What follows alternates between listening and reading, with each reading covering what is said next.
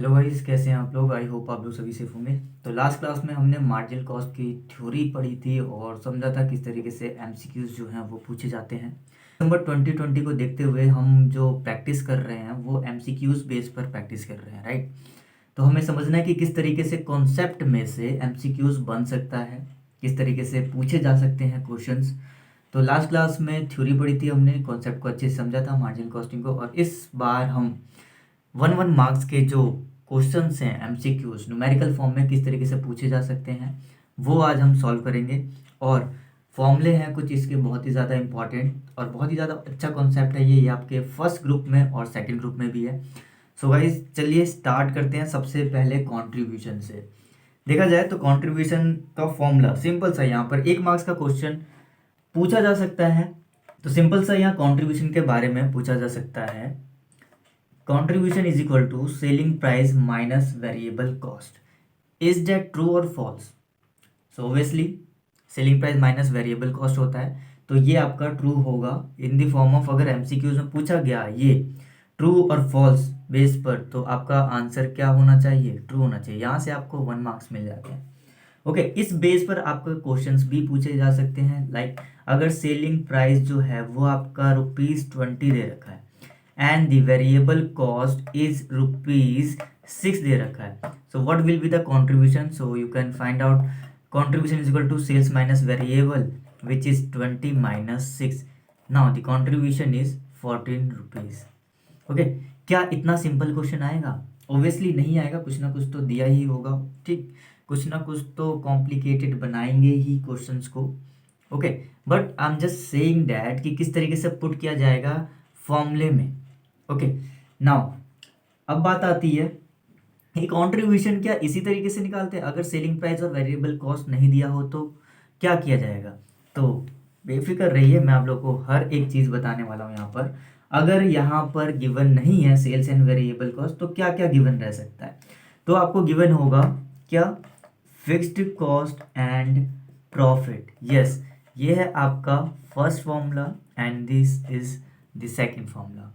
इस contribution is equal to fix cost plus profit होता है। अगर आपको फिक्स कॉस्ट गिवन है and the profit is also there, then you will find the contribution. Okay, so guys इतना simple कह सकते हैं हम। Now we can easily say that the selling price minus variable cost is equal to fix cost plus profit. Okay, तो ये हमारी एक equation form हो जाती है, राइट। सो कंट्रीब्यूशन यहाँ से आप इजीली फाइंड कर सकते हैं। चलिए अब मैं एक क्वेश्चन ले लेता हूँ, आपकी बुक का ही है क्वेश्चन ये। तो यहाँ पर जो क्वेश्चन में गिवन है, चलिए मैं यहाँ पर इरेज कर देता हूँ इसको पहले। तो चलिए एक न्यूमेरिकल करते हैं, आपकी बुक का ही एक क्वेश्चन है यहाँ पर। तो अगर स्टेटमेंट फॉर्म में दी जाती है तो किस तरीके से आप कंट्रीब्यूशन को इजीली फाइंड कर सकते हैं मैं आपको बताता हूँ। जैसे यहाँ पर प्रोडक्ट्स दिए हुए हैं ए, बी एंड सी, उसका सेलिंग प्राइस है 100, 150 and 200। Now the variable cost is also there, which is 50, 70 and 100. Then what will be the contribution? So easily आप यहाँ पर कैलकुलेट कर सकते हैं। You will find that the formula is contribution is equal to sales minus variable. It means contribution is 50 and the next one is, यहाँ पर आ जाएगा आपका 80 and the last is 100. So here is the answer. Okay, 50, 80 and 100. So this is your contribution. Okay, चलिए आगे बढ़ते हैं। Next एक अच्छा सा एग्जांपल लेता हूँ मैं यहाँ पर। अगर स्टेटमेंट फॉर्म में आपको करना है तो इस तरीके से सेलिंग माइनस वेरिएबल कॉस्ट। अभी कभी कभी कभार क्या होता है कि आपको यहाँ पर वेरिएबल कॉस्ट नहीं दिया हुआ होगा, ओके, कंट्रीब्यूशन गिवन होगा, देन आप इजीली फाइंड आउट कर सकते हैं इस तरीके से यहाँ पर भी पुट करके। अगर आपके पास कंट्रीब्यूशन है 50, so here is the 50 and the selling price भी गिवन है which is 100 and variable cost find out करना है। तो आप किस तरीके से निकालेंगे इसका अपोजिट, यानी कि वेरिएबल कॉस्ट ये 100 जो है क्या होगा, या तो आप वेरिएबल कॉस्ट को यहाँ ले आइए और इसको यहाँ ले जाइए। इट मीन्स 100 यहाँ इट मीन्स ये जो 100, इट मीन्स वेरिएबल कॉस्ट को मैं यहाँ लेकर आता हूँ तो 50 हमारा यहाँ जाएगा, तो 100 माइनस 50 हो जाएगा क्योंकि ये प्लस में है, तो आंसर इज 50। ओके, वैसे भी आपका 50 आ रहा था। ओके, इस तरीके से भी फाइंड आउट कर सकते हो आप कि 150 में से क्या माइनस किया होगा कि 80 आ गया होगा, right. So here is 70 and क्या माइनस किया होगा कि 100 आ गया, 100, दैट्स इट। बहुत ही सिंपल है ये। ओके, सो आई होप आप लोगों को अच्छे समझ में आ गया होगा। चलिए आगे बढ़ते हैं हम जरा पीवी रेशियो की तरफ। पीवी रेशियो किस तरीके से फाइंड आउट किया जाता है। Okay, PV ratio, now the formula is contribution upon sales. क्या होता है फॉर्मूला यहाँ पर, contribution upon sales multiply 100, because contribution upon से, बिकॉज पीवी रेशियो जो है वो परसेंटेज फॉर्म में आता है, इसलिए 100 से मल्टीप्लाई किया गया है। ओके, नाउ अगर आपके पास कंट्रीब्यूशन है एंड सेल्स है तो इजीली आप फाइंड आउट कर सकते हैं। अगर आपके पास कंट्रीब्यूशन नहीं है, अगर आपके पास फिक्स्ड कॉस्ट है प्लस प्रॉफिट है, then you will find the contribution यहाँ पर पुट कर सकते हैं। तो कहा जाए तो यहाँ पर एक ही फॉर्मूला नहीं, यहाँ पर फॉर्मूला बनता है क्या, fixed cost plus profit upon sales multiply 100, ये हो गया आपका 1। एंड नेक्स्ट फॉर्मूला फिर से बन जाता है क्या, अभी हमने सीखा sales minus variable upon sales. Okay, तो इस तरीके से ये फॉर्मूला भी बन सकता है, right. Now the next is आपसे ये एक फॉर्मूला भी है, change in profit, change in profit upon change in sales multiply, ये अलग है यहाँ पर, मल्टीप्लाई 100। ओके, ये पीवी रेशियो निकालने का फॉर्मूला है, change in profit and divided by change in sales multiply 100। देखिए यहाँ पर थोड़ा सा मैं आप लोगों को समझाना चाहता हूँ क्या, कि चेंज इन प्रॉफिट समटाइम्स क्या होता है कि मैं यहाँ पर आपको थोड़ा सा समझाना चाहता हूँ चेंज इन प्रॉफिट के बारे में। देखिए, ये जरूरी नहीं है कि हमेशा प्रॉफिट ही दिया जाए, कभी कभार जो है लॉस भी हो जाता है। तो लॉस को आप सिंपली कंसीडर करोगे क्या, माइनस में। यानी कि अगर आपको, जैसे एग्जांपल ले लेते हैं 2010, 2011 एंड 2012। सो यहाँ पर आपके पास 1 लाख का प्रॉफिट दिया हुआ है। ओके, और यहाँ पर आपके पास लॉस दिया हुआ है 50,000 का, करेक्ट। एंड यहाँ 2012 में 2 लाख का प्रॉफिट गिवन है। देन हाउ विल यू, सो यहाँ पर क्या इफेक्ट पड़ेगा, किस तरीके से चेंज इन प्रॉफिट को लेंगे आप, कैलकुलेट करेंगे। तो आप क्या करोगे, 1 लाख, ये जो लॉस है हमारा इसको हम ब्रैकेट में लिखते हैं, या फिर आप माइनस का 50,000 लिखेंगे, राइट। हमें करना क्या है, चेंज इन प्रॉफिट देखना है कि कितना चेंज हुआ है।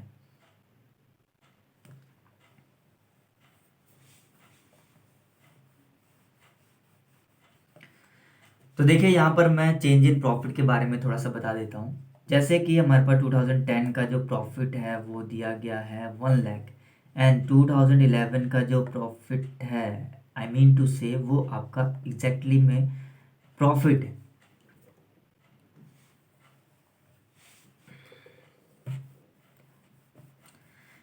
तो मैं यहाँ पर आप लोगों को थोड़ा सा चेंज इन प्रॉफिट के बारे में बता देता हूँ। देखिए, जरूरी नहीं है कि हर ईयर में प्रॉफिट ही हो, कभी कभार लॉस भी कभी कभार लॉस भी हो सकता है। से 2010 में आपका जो प्रॉफिट है वो है 1 लाख का, एंड 2011 में आपको लॉस हो गया है 50,000 का, right. Then what will be the change in profit, क्या करना है आपको, माइनस में है 50,000, आप माइनस में ही लीजिए। ओके, चेंज इन प्रॉफिट क्या करेंगे आप, 1 lakh already change in profit यानी कि डिफरेंस देखेंगे, माइनस करोगे आप, ऑलरेडी 50,000 क्या है, माइनस में है। ओके, एंड डिवाइड करोगे आप सेल्स से, लाइक 2 लाख, यहाँ पर सेल्स मान लीजिए 2 लाख की है, यहाँ पर 1 लाख की है। देन 1 लाख का चेंज हो गया सेल्स में, और यहाँ पर चेंज जो है किस तरीके से आएगा, माइनस माइनस प्लस हो जाएगा, यानी कि 1 lakh plus 50,000, 1 lakh 50,000 upon 1 lakh. Okay, so I hope guys आप लोग को समझ में आ गया होगा अच्छे से ये कि चेंज इन प्रॉफिट में लॉस को किस तरीके से कंसीडर किया जाता है। हमेशा ये नहीं होगा कि आप क्या करोगे, प्रॉफिट गिवन होगा तो आप डायरेक्टली माइनस करके डिफरेंस करके उसको फाइंड आउट कर लोगे। नहीं, कभी कभार लॉस भी दिया जा सकता है, तो लॉस को आपको ऐसे करना है सॉल्व, माइनस में लेकर। इस तरीके से करेंगे तो काफ़ी इजी होगा चेंज इन प्रॉफिट निकालना। सो चलिए आगे बढ़ते हैं अब हम अपने नेक्स्ट एग्जाम्पल की तरफ, किस तरीके से हम पीवी रेशियो को फाइंड आउट करते हैं, राइट। तो यहाँ पर मैंने आप लोगों को बता दिया है कि जो हमारा पीवी रेशियो है वो किस तरीके से निकाला जाता है, कंट्रीब्यूशन अपॉन सेल्स। चलिए आगे बढ़ते हैं अब हम। अगर क्वेश्चन में सेल्स ना दिया हुआ हो तो किस तरीके से फाइंड आउट करना है। क्वेश्चन में सेल ही ना हो तो बहुत ही सिंपल है, बचपन से पढ़ते हुए आ रहे हैं हम। बचपन से आई मीन टू से कि आपने 8th क्लास में, 9th क्लास में, 10th क्लास में मैथ्स के जो क्वेश्चंस हैं उसमें सॉल्व किया होगा और पढ़ा भी होगा कि सेल्स क्या होता है। सेल्स होता है total cost plus profit, and the total cost is divided into two parts. First is fixed cost and the second is variable cost. So you can say that the sales is equal to fixed cost plus variable cost plus profit. Yes, absolutely correct. Okay, तो आपको अगर sales ना दिया हुआ हो, अगर आपको ये इन्फॉर्मेशन दी है तो आप इस इन्फॉर्मेशन बेस पर सेल्स को फाइंड आउट कर सकते हैं और अपना जो पीवी रेशियो है वो निकाल सकते हैं। And guys one more thing, अगर आपका पीवी रेशियो इज गिवन, मैं यहाँ थोड़ा सा इरेज कर देता हूँ। अगर आपको ये फॉर्मूले लिखने हैं या फिर दोबारा से कुछ समझना है अच्छे से तो आप वीडियो को पॉज करके लिख सकते हैं फॉर्मूले, या फिर आप दोबारा से देख सकते हैं। तो मैंने कहा कि अगर आपका पीवी रेशियो गिवन है 40% एंड पूछा गया है वेरिएबल कॉस्ट रेशियो, ठीक है।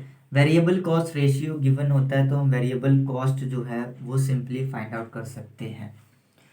ओके, तो यहाँ पर वेरिएबल कॉस्ट रेशियो क्या होगा, 60%, यानी कि इन दोनों का सम टोटल क्या होता है 100%। अगर एक 40 है तो दूसरा 60 होगा, अगर एक 60 है तो दूसरा क्या होगा 40 होगा। से PV ratio is given 30%, then what will be the VCR, variable cost ratio? Variable cost ratio will be 70%. Okay, तो ये इनका रिलेशनशिप है, कॉम्प्लीमेंट्री रिलेशनशिप कहते हैं। देखिए यहाँ पर एक मार्क्स का क्वेश्चन बन गया आपका कि PV ratio and variable cost ratio का रिलेशनशिप कैसा है। ओके, सो आपको यहाँ पर लिखा हो जाए कि कॉम्प्लीमेंट्री रिलेशनशिप है, यानी कि इन दोनों का सम टोटल क्या होना चाहिए 100% होना चाहिए। Okay, so I hope guys आप लोग को अच्छे समझ में आ गया होगा। चलिए आगे बढ़ते हैं हम अपने ब्रेक इवन पॉइंट की तरफ। ब्रेक इवन पॉइंट पढ़ेंगे, जरा हम समझेंगे कि ब्रेक इवन पॉइंट जो है किस तरीके से फाइंड आउट किया जा सकता है। और ये देखिए जो मैं आप लोगों को समझा रहा हूँ काफ़ी इंपॉर्टेंट है, एक मार्क्स के MCQs पूछे जाते हैं। और ये फाइंड आउट करना किस तरीके से हर एक चीज़, यानी कि अगर आपको कुछ इन्फॉर्मेशन दे रखी है, कुछ इन्फॉर्मेशन नहीं दे रखी है, तो कैसे इजीली आप इसको फाइंड आउट कर सकते हैं। Okay, now next turn to the break even point. Break even point देखिए, आप लोग को अगर थ्योरी समझनी हो तो आप लोग लास्ट वीडियोस जाकर देखें, मैंने उसमें थ्योरी बता रखी है। ब्रेक इवन पॉइंट का सिंपल सा फॉर्मूला है, देखिए यहाँ पर यूनिट फॉर्म में होता है और एक वैल्यू फॉर्म में होता है। यूनिट फॉर्म की बात की जाए तो फॉर्मूला होता है fixed cost upon contribution per unit. अब फिर आप बोलेंगे कि ठीक है, अब तो हम फॉर्मूले खुद भी बना सकते हैं, है ना। किस तरीके से, देखो कंट्रीब्यूशन नहीं दिया होगा, अगर हमारे पास फिक्स्ड कॉस्ट है और प्लस प्रॉफिट है तो हम कंट्रीब्यूशन फाइंड आउट कर सकते हैं। अगर सेल्स है और सेल्स प्राइस है और वेरिएबल कॉस्ट है तो भी हम कंट्रीब्यूशन फाइंड आउट कर सकते हैं। वाह, आप तो समझ गए, ठीक है। तो ये है हमारा ब्रेक इवन पॉइंट निकालने के कुछ फॉर्मूले जो कि हमें बहुत ही अच्छे से समझ लेने हैं। नेक्स्ट आप इस तरीके से भी कर सकते हो कि fixed cost upon PV ratio भी होता है क्या, ब्रेक इवन पॉइंट। ओके, और अगर आप सेल्स में निकालना चाहते हो यानी कि आप अगर यूनिट्स में निकालना चाहते हो तो ये फॉर्मूला यूज़ करोगे, अगर आप वैल्यूज़ में निकालना चाहते हो तो क्या फॉर्मूला यूज़ होगा, राइट। तो देखिए, अगर आप ब्रेक इवन पॉइंट जो है वो वैल्यू में निकालना चाहते हैं तो क्या होगा, fixed cost upon PV ratio. And PV ratio अभी हमने सीखा कि किस तरीके से फाइंड आउट किया जाता है। सो गाइज ये था कुछ सो गाइज ये थे कुछ फॉर्मूले जो कि बहुत ही ज़्यादा इजी हैं और काफ़ी ज़्यादा स्कोरिंग भी है, फ्री फंड के मार्क्स हैं, आपको बहुत ही मतलब ज़्यादा मेहनत ना करके काफ़ी अच्छे मार्क्स मिल जाते हैं। Okay, now turn to the next topic which is MOS, margin of safety. Margin of safety किस तरीके से फाइंड आउट किया जाता है। सो बहुत ही सिंपल है, टोटल सेल्स में से माइनस कर देंगे आप ब्रेक इवन सेल्स, यानी कि मैंने यहाँ पर वैल्यू ली है, यूनिट नहीं ली है, ध्यान रखना इस बात को। ओके, और एक और फॉर्मूला भी है यहाँ पर अगर आप निकालना चाहें तो, profit upon PV ratio, one more formula for MOS। Okay, इस तरीके से भी फाइंड आउट कर सकते हैं अगर ये गिवन ना हो। सो यहाँ पर कुछ भी बेसिक सा कुछ भी पूछ सकता है, टोटल सेल्स भी पूछ सकता है, तो आप कैसे निकाल सकते हैं, MOS plus BES। Okay, BES भी पूछ सकता है अगर MOS और टोटल सेल्स दे रखी हो तो। पीवी रेशियो पूछ सकता है, कोई भी इंफॉर्मेशन दे सकता है, यहाँ पर MOS दे रखा हो, प्रॉफिट पूछ सकता है या पीवी रेशियो पूछ सकता है। तो ये है, थोड़ी सी मेहनत करनी है बस, और जो है आपके पास आंसर इजीली निकल आएगा। ओके, नाउ द नेक्स्ट अगर मैं बात करूं, प्रॉफिट निकालना हो और इंफॉर्मेशन आपके पास गिवन है क्या, टोटल सेल्स दी हुई है, पीवी रेशियो दिया हुआ है और MS रेशियो दिया हुआ है। अब ये MS रेशियो क्या है, राइट, यानी कि मार्जिन ऑफ सेफ्टी का रेशियो भी गिवन है। तो आप क्या करेंगे, प्रॉफिट निकालना हो आपको तो आप इन तीनों को मल्टीप्लाई कर दोगे, यानी कि total sales multiply PV ratio multiply MS ratio, आपके पास प्रॉफिट इजीली आ जाएगा। या फिर आप एक और फॉर्मूला यूज कर सकते हैं, sales multiply PV ratio minus fixed cost. इस तरीके से भी आप जो है प्रॉफिट को फाइंड आउट कर सकते हैं। अगर देखा जाए तो ये हम जो है ऑलरेडी पढ़ चुके हैं, राइट, यानी कि अगर देखा जाए तो ये हम ऑलरेडी पढ़ चुके हैं, तो ध्यान रखना है कि फॉर्मूले जो है किस तरीके से क्रिएट हो रहे हैं। ठीक है, ये फॉर्मूले जो हैं वो क्रिएट हो रहे हैं, राइट, कुछ ना कहीं ये एक दूसरे से रिलेटेड है। सो यहाँ पर MOS का भी जो कॉन्सेप्ट है, फॉर्मूले हैं, वो भी ख़त्म होता है। अब बात आती है डिज़ायर प्रॉफिट की, यानी कि कोई भी डिज़ायर प्रॉफिट जो हम अर्न करना चाहते हैं, यानी कि क्वेश्चन में पूछ सकता है कि कितना सेल्स किया जाए कि हमें प्रॉफिट इतना मिल जाए, या फिर कितनी ये प्रॉफिट कमाने के लिए कितना सेल्स किया जाए। ठीक है, तो प्रॉफिट भी पूछ सकता है, सेल्स भी पूछ सकता है, तो आपको सिंपल सा है, sales value to earn desire profit. ठीक है, सेल्स वैल्यू बतानी है डिज़ायर प्रॉफिट अर्न करने के लिए, तो fixed cost plus desire profit, जो आप डिज़ायर प्रॉफिट अर्न करना चाहते हैं वो प्लस करेंगे और पीवी रेशियो से डिवाइड करेंगे। ओके, तो ये आ जाएगी आपकी सेल्स वैल्यू आएगी निकल के, राइट, सेल्स वैल्यू यानी कि कितने में बेचेंगे आपको डिज़ायर प्रॉफिट मिल जाए। लेकिन अगर आप यूनिट्स में निकालना चाहते हैं, यूनिट्स में यानी कि कितनी यूनिट्स सोल्ड की जाए, तो same fix cost plus Dzire profit divided by contribution per unit करना होगा। एंड कंट्रीब्यूशन ऑलरेडी हम सीख चुके हैं कि किस तरीके से निकालते हैं।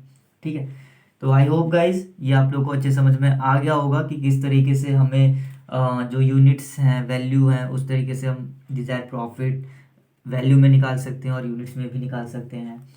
नाउ अब यहाँ पर मैं इसको फिनिश करूँगा लास्ट फॉर्मूले से। एक बहुत ही अच्छा कॉन्सेप्ट है शट डाउन पॉइंट। ठीक है, तो शट डाउन पॉइंट जो है वो आप एक बार थ्योरी पढ़ लेंगे, यानी कि डिसीजन लेना होता है कि शट डाउन कर लिया जाए या कंटिन्यू बिजनेस को किया जाए। ओके, तो शट डाउन सेल्स निकाली जाती है यहाँ पर किस तरीके से, fix cost minus shut down, यहाँ पर शट डाउन है, शट डाउन कॉस्ट होती है। Okay, fixed cost minus shut down cost upon PV ratio. बहुत ही अच्छा कॉन्सेप्ट है ये, एक बार थ्योरी में जाकर पढ़ लेंगे। और फॉर्मूला मैंने यहाँ पर बता दिया है, क्वेश्चंस में कई बार पूछा जाता है और मोस्टली ये शट डाउन सेल्स जरूर पूछी जाती है। पता है क्यों? क्योंकि हम क्या करते हैं कि बेसिक जो फॉर्मूले हैं वो तो हम पढ़ लेते हैं कि हाँ जो इसका कंट्रीब्यूशन इसका ये फॉर्मूला होगा, बीईपी का ये फॉर्मूला होगा, पीवी रेशियो का ये फॉर्मूला होगा, प्रॉफिट इस तरीके से निकाला जाता है, ये सारी चीज़ें हम पढ़ लेते हैं। बट कुछ चीज़ें ऐसी हैं जिनको हम स्किप कर देते हैं, अरे शट डाउन पॉइंट कभी पूछता नहीं है, लेकिन नहीं पूछा जाता है, कुछ भी स्किप नहीं करना है आपको। Okay, so shut down point, shut down sales जो है आपका किस तरीके से फाइंड आउट करोगे आप? Fixed cost minus shut down cost divide by PV ratio. Already हम यहाँ पे सब कुछ सीख चुके हैं। तो अब जो है इसके अब जो है इसके न्यूमेरिकल्स रह गए हैं। सो आई होप गाइज आप लोगों को ये बहुत ही अच्छे समझ में आ गया हो। मैं इस वीडियो को यहीं पर एंड करता हूँ। नेक्स्ट क्लास में हम न्यूमेरिकल्स जो हैं वो कंटिन्यू करेंगे, एमसीक्यूज बेस पर देखेंगे। मैं फर्दर इसी तरीके से जो कॉन्सेप्ट करवाऊंगा उसके मिनिमम 10 to 20 कोशिश करूंगा कि न्यूमेरिकल्स फॉर्म हो जाए, एमसीक्यूज निकल के आ जाए हमारे पास। तो यहाँ पर बहुत कुछ है पूछने के लिए, तो ध्यान रखनी है बात कि किस तरीके से एमसीक्यूज को पूछा जा सकता है। और मैंने अभी स्टार्टिंग में ही बताया आप लोगों को कि एमसीक्यूज किस तरीके से पूछे जा सकते हैं। लाइक फॉर्मूला ही पूछ लिया, इज इट ट्रू और false, like match the following भी पूछ सकते हैं, या फिर फिलअप्स बेस पे भी पूछ सकते हैं। ओके, सो गाइस ध्यान रखनी है छोटी छोटी बातों को, यहाँ पर स्किप नहीं करना है।